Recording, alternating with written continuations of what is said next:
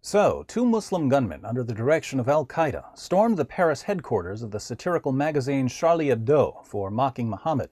Since there's apparently nothing jihadists can possibly do to show that they are, in fact, doing exactly what their religion commands, their shouts of Allahu Akbar and we have avenged the Prophet Muhammad fell on the willfully deaf ears of our Rip Van Winkle world. The response of politicians and the media, as usual, was to rush to the defense of the ideology that led to the attack. According to former chairman of the Democratic National Committee and presidential hopeful Howard Dean, jihadists who obey Muhammad's clear commands to slaughter critics of Islam shouldn't even be called Muslims. I stopped calling these people Muslim terrorists. They're about as Muslim as I am. Never to be outdone in groveling, French President François Hollande declared that jihadists who obey Muhammad's orders to the letter have nothing in common with the Muslim faith. Those who have committed those acts, those fanatics, have nothing in common with the rest of the Muslim faith. Rolling down the tracks of the Taqiyya train, Muslim organizations like CARE wasted no time pulling the Islamophobia card from the bottom of the desperation deck. Mainstream followers of all faiths need to get together and marginalize the Muslims, marginalizing the extremists on their side, and also people of other faiths marginalizing this growing Islamophobic movement in the West and now in Europe. Yes, nothing says we support free speech like putting peaceful critics of Islamic terrorism into the same category with terrorists who murder cartoonists. Way to show how moderate you are, CARE. Now, notice the parallel agendas here. Terrorists kill to silence critics of Islam. Politicians and the media deny reality to silence critics of Islam. Muslim groups in the West demonize anyone who disagrees with them to silence critics of Islam. The methods differ, but the goal is the same. When it comes to free people openly challenging jihad and Sharia, peaceful Muslims, violent Muslims, and non-Muslims who suffer from vanishing backbone syndrome are perfectly willing to lay aside their differences, pool their resources, and work together to create a world completely free of any open, honest discussion of Islam. CARE buys the muzzles, and terrorists hold us down while politicians and the media strap them onto our faces. The future must not belong to those who slander the Prophet of Islam. In times like this, it's refreshing to have a friend like Charlie Hebdo, who, while deliberately mocking people's most cherished beliefs, at least doesn't go the way of all the sniveling cowards who mock everything but Islam, thereby enforcing one of the most revolting elements of Sharia.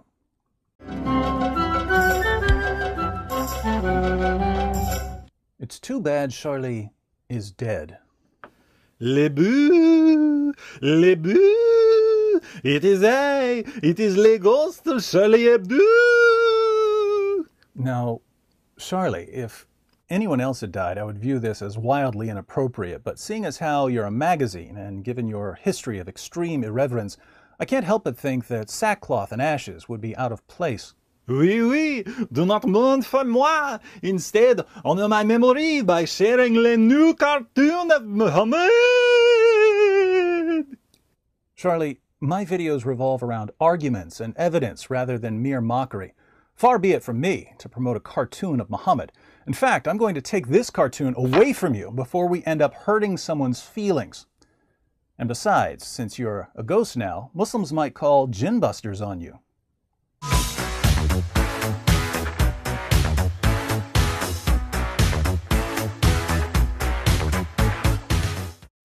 Oh, and you thought he was kidding about les jinn busters.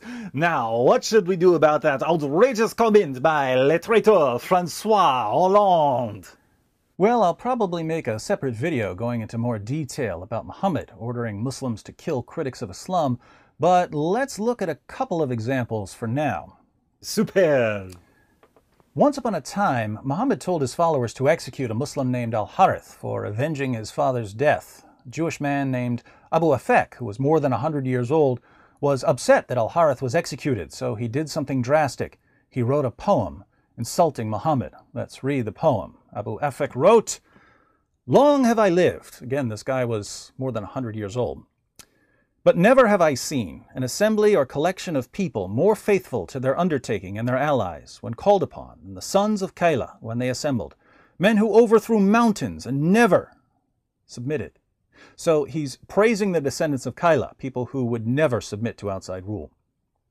A rider who came to them, the rider is Muhammad, a rider who came to them split them in two, saying, permitted, forbidden, of all sorts of things. Had you believed in glory or kingship, you would have followed Tuba. Tuba was a king from Yemen. When he invaded, the sons of Kaila fought him off. So Abu Afek is saying, you fought off a great king because you never backed down, but Muhammad comes along, causes a bunch of division, and now you're killing each other. You would have been better off following Tuba. What happens to Monsieur Abu Afek? Let's find out, Charlie.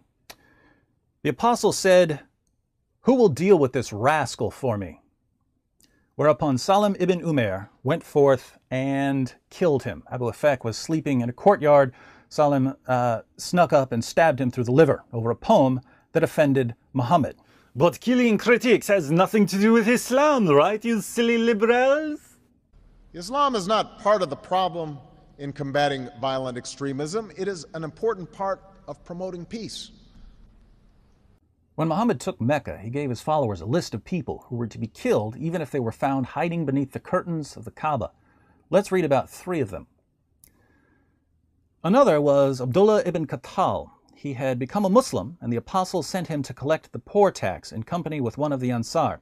He had with him a freed slave who served him. He was a Muslim.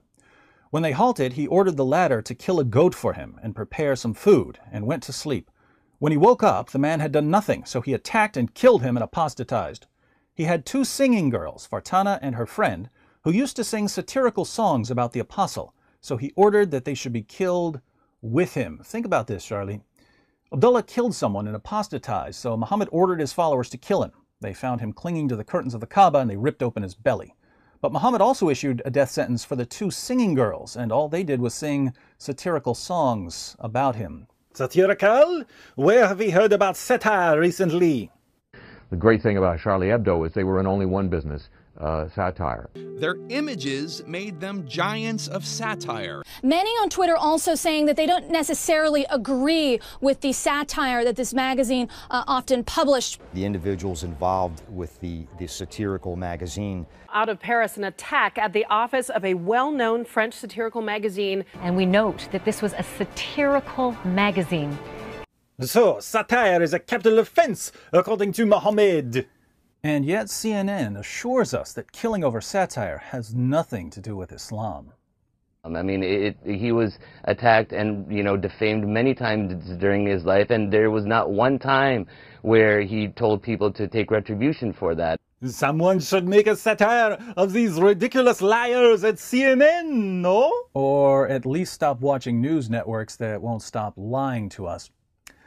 Interestingly, Muhammad's followers soon realized that they didn't need to wait for him to order them to kill critics. They could kill people at will for mocking their prophet. Sunan Abu Dawud 4361. A blind man had a female slave who had borne him a child, who reviled the prophet and disparaged him. And he told her not to do that, but she did not stop. And he rebuked her, but she paid no heed. One night she started to disparage and revile the prophet, so he took a dagger and put it in her stomach and pressed on it and killed her. There fell between her legs a child who was smeared with the blood that was there. The next morning mention of it was made to the prophet, and he assembled the people and said, "By Allah, I adjure the man who did this to stand up."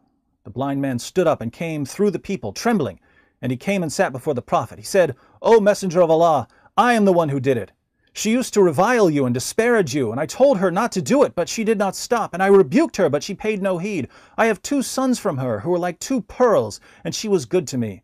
Last night she started to revile you and disparage you, and I took a dagger and placed it on her stomach, and I pressed on it until I killed her." The prophet said, "Bear witness that no retaliation is due for her blood." So a Muslim killed the mother of his own children for making fun of Muhammad. Muhammad didn't want his followers doing that sort of thing. This would have been a really good time to say it. Instead, Muhammad said there was to be no retaliation against the man for slaughtering the mother of his own children. I believe I met this woman yesterday in the spirit realm. She runs a support group for victims of jihad. We have the honor of being the largest ghost organization in history. There are 270 million of us.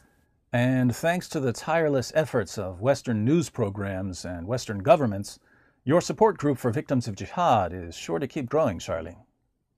And I consider it part of my responsibility as President of the United States to fight against negative stereotypes of Islam wherever they appear. Sunan Abu Dawud, 4362. A Jewish woman used to revile and disparage the Prophet. A man strangled her until she died, and the Messenger of Allah declared that no recompense was payable for her blood. So, once again, a woman makes fun of Muhammad, one of Muhammad's followers kills her for it, and Muhammad says that there is to be no retaliation against the man. What do you think of that, President Obama? Islam has a proud tradition of tolerance. Let's put all of this together, Charlie. Did Muhammad command his followers to kill people for making fun of him? Oui, that is quite clear from the sources we read. Did his followers obey his command by killing people who made fun of him? Clearly, Muhammad's followers brutally murdered both men and women for insulting him. So, does killing people for insulting Muhammad have something to do with Islam? Oui, oui. Why then are so many of our leaders and so many reporters telling us the exact opposite? Because they are a bunch of trembling, traitorous, pigeon-hearted cowards hiding in the shadows of their enormous bodyguards while praising the most evil terrorist of all time, so that those of us who are being butchered like sheep don't interrupt their golf games by spilling our blood on the designer shoes they wear on their cold feet. I have personally eaten escargot with more backbone than this gelatinous President Hollande, and we all know the real reason gutless President Obama didn't show up to the Unity March is that Sunday is his day for polishing his Peace Prize. But these viscous, feeble news networks of yours won't say any of this because they are too busy perfecting their spot-on impersonation of a school of gooey jellyfish. These bedwetters are probably too scared to watch this video because it has ghost in the title. Gee, tell us what you really think there, Charlie.